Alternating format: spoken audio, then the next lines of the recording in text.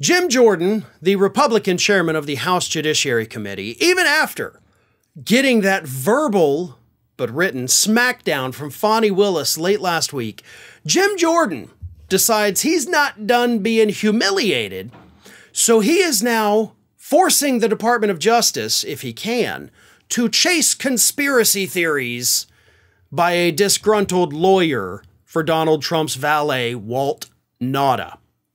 So here's what's happening. Last week, it was revealed that Tavares, the former IT manager at Mar-a-Lago, after giving testimony a while back under oath that he later had to switch because the DOJ was like, hey man, we caught you lying under oath here. That's perjury. You want to stick with that or you want to work out a deal so we don't have to charge you? Mr. Tavares has now agreed, as reports told us last week, to flip, and he is going to testify against Donald Trump and likely Walt Nada as well. Tavares' new testimony says, of course, that Donald Trump instructed them to delete the server footage from Mar-a-Lago. Now, Mr. Woodward, Stanley Woodward, is Walt Nada's attorney. And after this information came out that Mr. Tavares had decided to flip, Woodward goes out there and gives a press conference, and I talked about this last week. And he's basically saying like, oh, the DOJ acted improperly. They pressured him to cooperate. Well, Jim Jordan sees this and Jordan's like, ooh, it's my gotcha moment for Jack Smith. So he sends a letter under seal to the special prosecutor, Jack Smith, and the DOJ. And he says, hey, listen, I've heard, this one raving guy says you acted improperly. So I need all of your communications, any conversations you've had with Woodward, about Tavares, about Walt Nada. Give me everything you've got so I can make sure there's nothing improper happening here.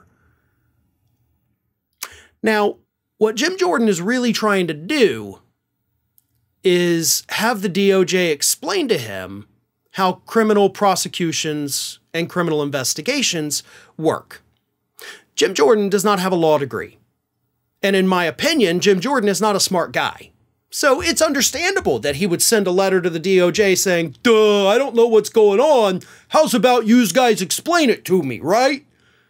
Because that's basically what this is.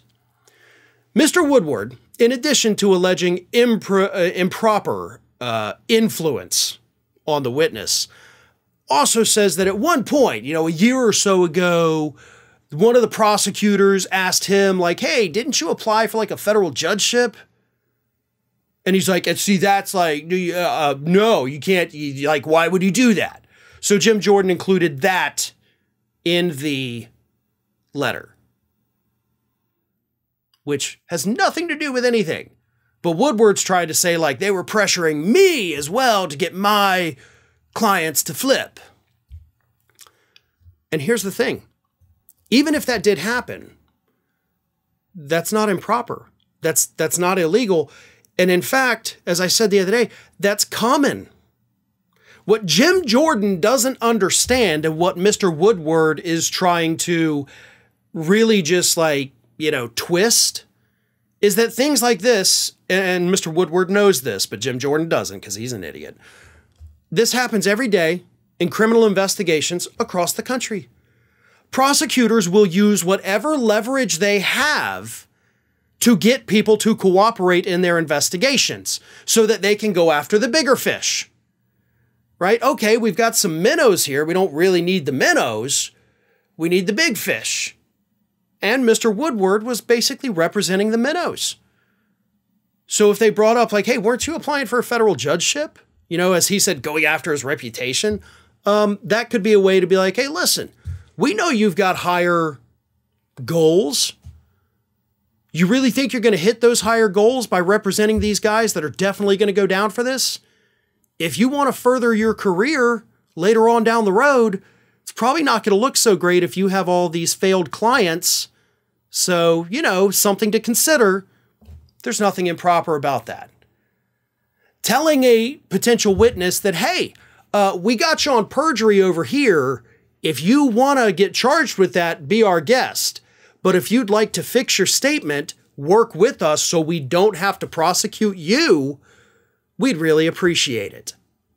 which, based on available evidence, is in fact what happened with Mr. Tavares. So there you go, Jim Jordan. You don't need all this information from the DOJ. I just explained it to you. Because like I have said, this happens in criminal investigations every day, in every state. By Republicans, by Democrats, by anybody who's doing an investigation in order to get people to flip. That's how you get people to flip, is to have leverage on them. If you have no leverage, they have no reason to flip. So I know that might be confusing for somebody like Jim Jordan who doesn't know anything about anything, but now you're once again setting yourself up for the level of humiliation that you just saw from Fannie Willis. And I can promise you, Jack Smith's going to humiliate you just as badly.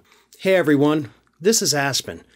And did you know that for the low cost of $0 per day, you can subscribe to the Fair and Balanced YouTube channel?